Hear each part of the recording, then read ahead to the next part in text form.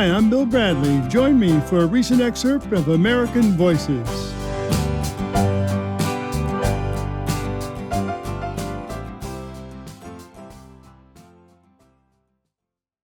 It's Eliza Gilkyson time on American Voices. We're continuing our series with two-time Grammy nominee. Eliza's new album is called 2020. Back on American Voices to talk about her song, Beauty Way. Eliza, welcome back. Thank you so much. Great to be back. So Beauty Way, now that's many things to many people. What does it mean to you? Well, it started out because, I was a Tony Hillerman freak. And Tony, and that's why you live in New Mexico. That's right.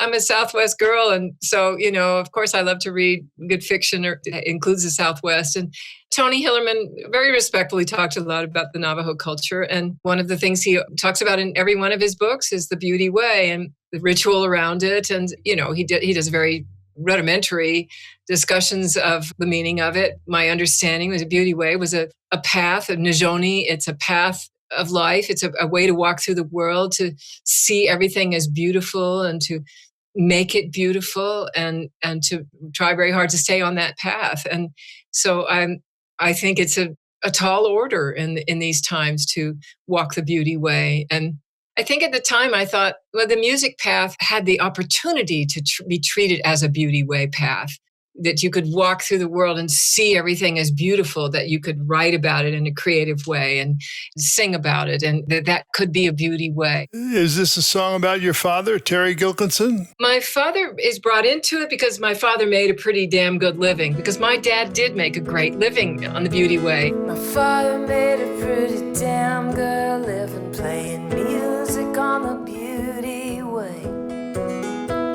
He's gonna die with some money in his pocket. Wish I could do the same today, little darling. Wish I could do the same today. Tell us about it. Well, my father was a great songwriter, and he really came up out of the 50s folk school. And he had hit songs. All Day, All Night, Marianne was one of his first hits. He was recorded by Doris Day and Mahalia Jackson, Frankie Lane, Cry of the Wild Goose. That was his first big hit. He moved to Hollywood in the early 50s, and he sold bottled water door to door while he peddled his songs around. Hollywood was like a 3-block radius in those days, and formed his own publishing company, which was very, very rare. Very few songwriters did that. And then he wrote hit songs, Memories Are Made of This, Dean Martin, and then Greenfields. His songs were covered by Kingston Trio and Tim Hardin, Gordon Lightfoot. Wow, he was really a major figure. In the folk world, he certainly was. And he was a great dad. He was very available to us, and for the most part. But he also, his big opportunity was when he went to write for Walt Disney, and he wrote for several of big Disney movies, and they tried to bring him in as a staff writer, but my dad had his own publishing company, and he would not do it. He had the beauty way. That's right. He went his own path, and believe you me, as a recipient of old royalties, he did the right thing. And those royalties go on and on. It's an incredible gift to your children. Years ago, he said, "You hang on to your publishing. That's my one big piece of advice for you." When I was just starting out all those years ago. But so anyway, he's in the beauty way, and because he made a damn good living. But from the view of the singer in the song, it's a guitar player. It's from his point of view, he's not making it quite as well as his dad did. Yeah. Transistor tuned into Wolfman Jam. Picked up a guitar, heard the sirens whisper, and I never looked back, little darling, and I never looked back. You sing you're never hot enough. How do you deal with that feeling in the music world, or really any tough business, the feeling that you're not hot enough? It's not enough. Not enough. Well, I think there's a certain point where you have to realize it never will be enough. You're never going to be famous enough. You're never going to have enough money. You're never going to be all the things. I remember somebody telling me, I can't even remember which artist it was, that they were so bummed because they had gone from stadiums down into theaters. It's like, oh, well, poor you. Right. You've gone from 20,000 down to 2,500. What a shame, I would give my eye teeth to play 2,500 people every night. So it's always relative, but you're just never hot enough. And, Sure. And as you get older, it's even, and the protagonist in this particular song, I had him be a little bit older. He's realizing, you're never hot enough, and he's getting older. He's not sure he's made enough money he's never going to be able to stop. And he Right. stop maybe, or can be able to consider that, but he can't. Sure. I work the clubs along the sanguinary crystals, polish the diamond in the rough. By the time I hit LA, I was hotter than a pistol. But you're never hot enough, little darling. You're never really hot enough. I felt the lights on the big stages, the fire burning in my soul. I had those nights when my guitar rages, but it's not something you control, little darling. It's not something you control. Guitar rages, but it's not something you control. What comes to mind when you hear those lyrics? I've had nights when my guitar rages, but it's not something you control, little darling. It's not something you control. You can invoke the muse, but you're really at its mercy. Guitar players, more than anything, I think singers go through this too, but guitar players, there's so much about tone and vibe. There's an amp, there's so many things that have to go right for a guitar player to get into the zone. And I see this, again and again. If you're not in the zone, you're dialing it in, you're faking it, and then you're not flying. So what you want is you want to have everything be right. So you get in the zone and then you're flying. And that's how a singer feels too. There's all these variables that get you up to bat. And then you just don't know what's going to happen. Is the wind carry you, or are you just going to have to dial it in and pretend? And I think every artist, performing artist, knows this. They're just, the zone is like, it's just an indescribable thing. You don't have control over that. No, I think it's very much an experience in basketball. You get in the zone when things happen as a group that you couldn't have anticipated, and yet they happen within a structure. And it's just transporting when it occurs. You've hit it on the head. That's exactly right. You see it in basketball. You know darn well that they're in the zone or not. And they know. Right, exactly.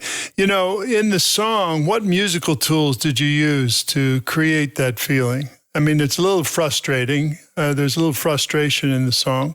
One of the things that I did with this song that I don't always do, I went into a storytelling mode with this one, which means that I repeated the chordal pattern over and over again. Usually when you structure a song, you'll go a verse, chorus kind of thing, and you'll switch out those things melodically and everything.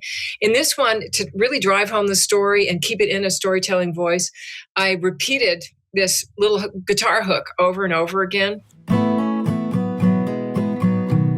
And it's a sweet little hook. It's a really fun little hook to play on the guitar.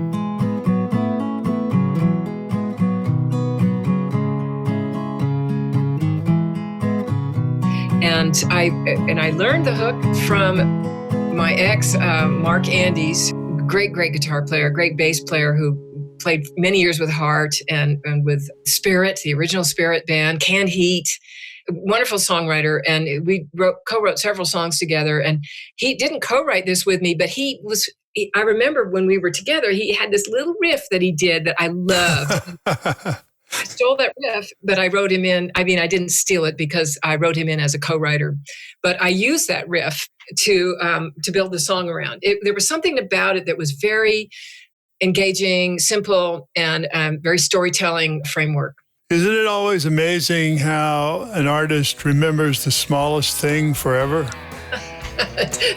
It's a blessing and a curse. Red tail diving for a red on sunset. Coyote picking through the trash. I wish I was lying like a cat in the sun instead of working like a dog for the cash. Little darling, I'm only working for the cash. Sometimes I wish I could unplug this cord and sold all my money I could save. Oh, every time I say I'm gonna quit, the beauty wear my bones turning in their grave. Little darling, bones turning in their grave. Hey, yeah, yeah. Hey, yeah. You're such a good writer, and the music is really terrific. I wonder what your father would feel about you. And you obviously he had some influence on your choice of career, but he must be very proud of you. You know, I think in the long run, maybe he would have been. He died, unfortunately, before I honestly think that we could have come full circle around some of that stuff.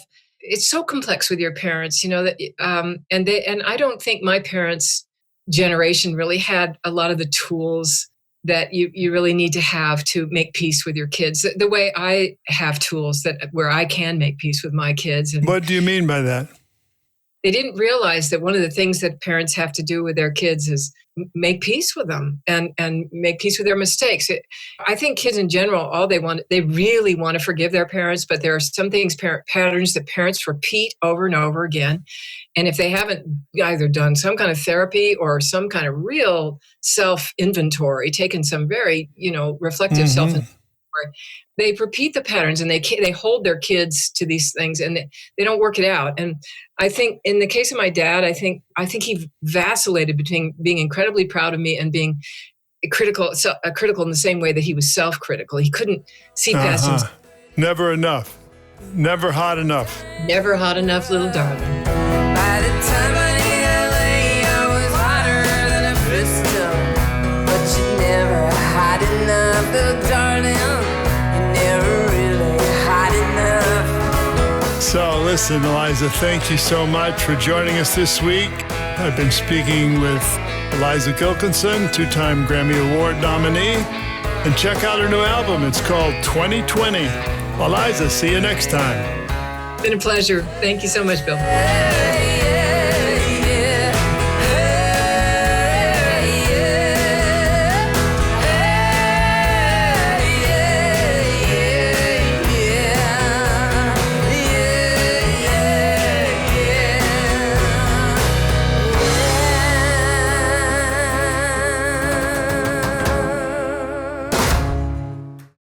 Thank you for listening to American Voices here on my YouTube channel. For more interviews celebrating the goodness and creativity of the American people, click the subscribe button below.